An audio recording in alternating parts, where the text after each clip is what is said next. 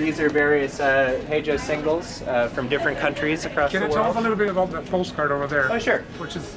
So this is a photograph of a postcard that Jimi Hendrix sent to his dad, and it was before Hey Joe came out, and he goes, "Well, although I lost the address, I feel I just must write before I go too far away. We're in Munich, Germany right now. We just left Paris, so this would have been October, November of '66. Paris and Nancy, France. We're playing in London right now. That's where I'm staying these days. I have a group and I'll have a record out in about 2 months called Hey Joe by the Jimi Hendrix Experience. I hope you get this card. I'll write a decent letter. I think things are getting a little better."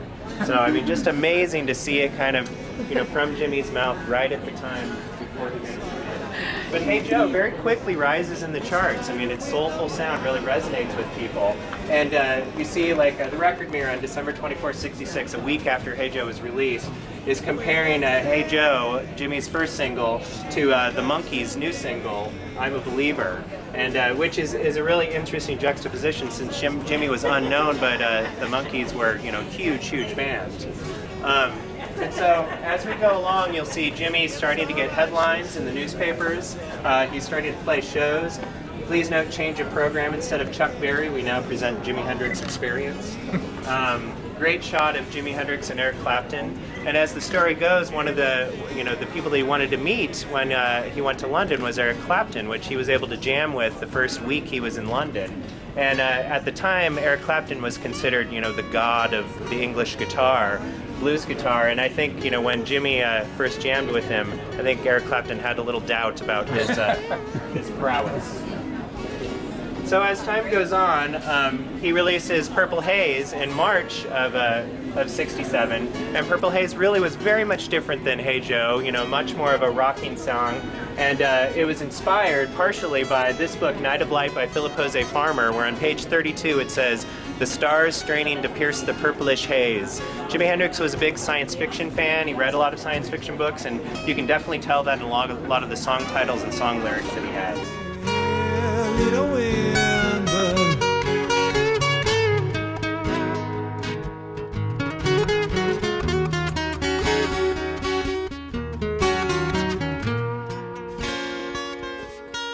So in April of '67, Jimi Hendrix went on his first sort of package tour, and you know, up to this point in time, he's playing mostly in clubs in central London. So the fact that he can get on a big name tour and travel all around England is a really big deal, and it's an opportunity for him to get a whole different kind of audience. But this tour was really strange. It was with the Walker Brothers, which were a kind of a pop trio from California that were really big in the UK, Cat Stevens and Engelbert Humperdinck. And so Jimi Hendrix is tacked on to that tour, and that tour is very much a sort of family-friendly tour that was largely, the audience was largely teenage girls, and you know, parents felt very safe with their girls going to the show. That is until Jimi Hendrix played their first concert of the tour at the Astoria on March 31st, '67, where Jimmy grinds sexually into his amp, he lights his guitar on fire and he smashes it, causing a giant freak out in all of the British press at the time. And so you see in the British press, you know, they're calling it a publicity stunt, or he's running into tour trouble, or he's, you know, they're saying he has to clean up his act. But even though he got in trouble for that, it really gave him a much bigger audience. And a lot of these letters on here are letters that those teenage girls in the audience were writing to Jimi Hendrix and to Mitch Mitchell and Noel Redding once they became experienced.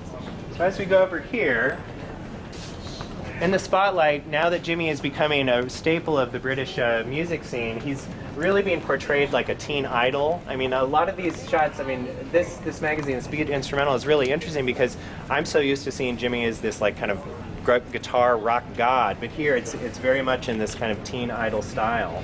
And you see he's getting a lot of newspaper press, but also some press that, you know, is sort of vaguely racist. You know, Jimmy had a lot more opportunity in the US or in the UK versus what he had in the US.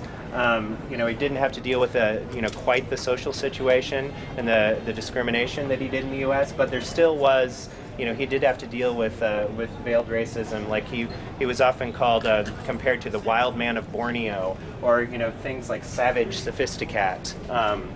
So it's interesting to see things like that. So by May of '67, Jimmy releases "The Wind Cries Mary," his third single. Very decidedly different than "Purple Haze" or "Hey Joe." It's much more laid back. It shows Jimmy and his prowess as a songwriter, and the fact that he can create something that that's more of a ballad, that's more full of feeling. So various "Wind Cries Mary" singles as well. And at the base of that jacket, there are 3 pedals: a wah-wah pedal, his prototype for the Octavia, and his fuzz face.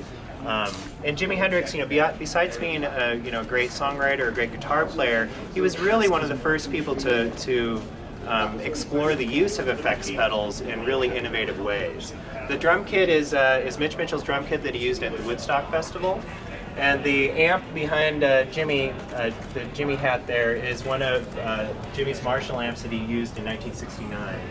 The bass amp and amplifier here and jazz bass is from Noel Redding. And 2 weeks later, Jimi Hendrix played at the Monterey Pop Festival, and they were a rather late addition. They were suggested by Paul McCartney to be added to the gig, and the Monterey Pop Festival was really his sort of homecoming to America, and really what started launching him in the U.S. And of course, if you're Hendrix fans, you've seen that classic footage of Jimmy putting lighter fluid onto his guitar and coaxing the flames up and then smashing his guitar.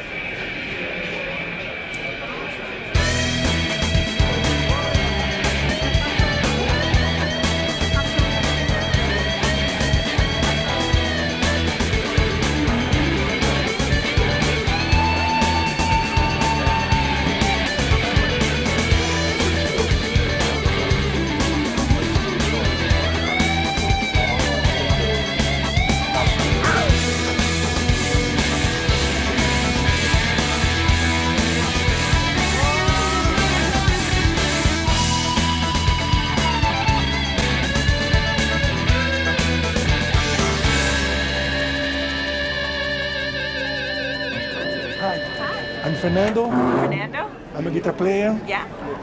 For sure, because of Hendrix, because of Jimmy. Thank you. Thanks. How are you? How are you?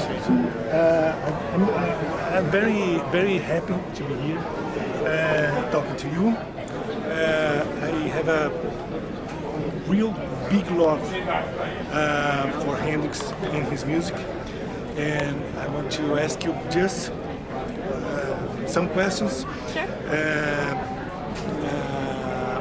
First is how appeared the idea of this exposition? Well, I think first it's, this exhibition we did also take to London, some parts of it. They were very receptive. And then when the she's fighting with the light. Yes, I'm fighting with the light because your face is really dark, so I don't want that. All right. Well, when the opportunity came to be able to come here, we jumped on it because, we've only been out of the country with this exhibit probably like 4 times, and it wasn't always just this exhibit, but something of Jimmy's, his clothing, his guitars, his lyrics. And being that Brazil, and especially Sao Paulo, is such a music mecca, I think that it's a wonderful place to have this exhibit, and we're very thankful to be here. Fine. I want to ask you if you have some memory. I don't know, looking at the amps, he used to sit me on the amp and make sure I was safe during the concert. There's a large cape over there that was on the cover of our experience. I was a huge Batman fan when I was a kid. Still am, but fine. Good childhood, good childhood. So Jimmy used to chase me around the house with the big cape, and he would sing the Batman anthem. So to know the child side of Jimmy, he was very fun. Yeah. There's a lot of laughter. Yeah. A lot of. He was a joker. He liked to play practical jokes. I know because I heard it from him in recordings. Yeah, exactly. Never, always in fun, never in bad.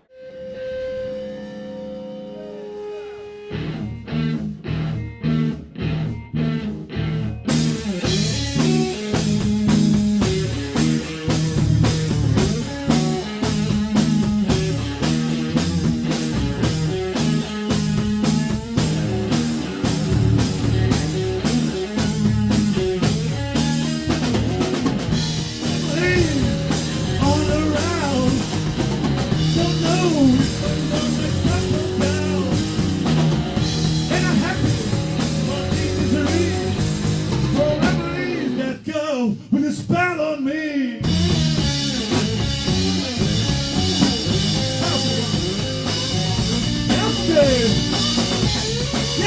Demais, hein, galera? Semana que vem tem mais Hendrix. Não perca!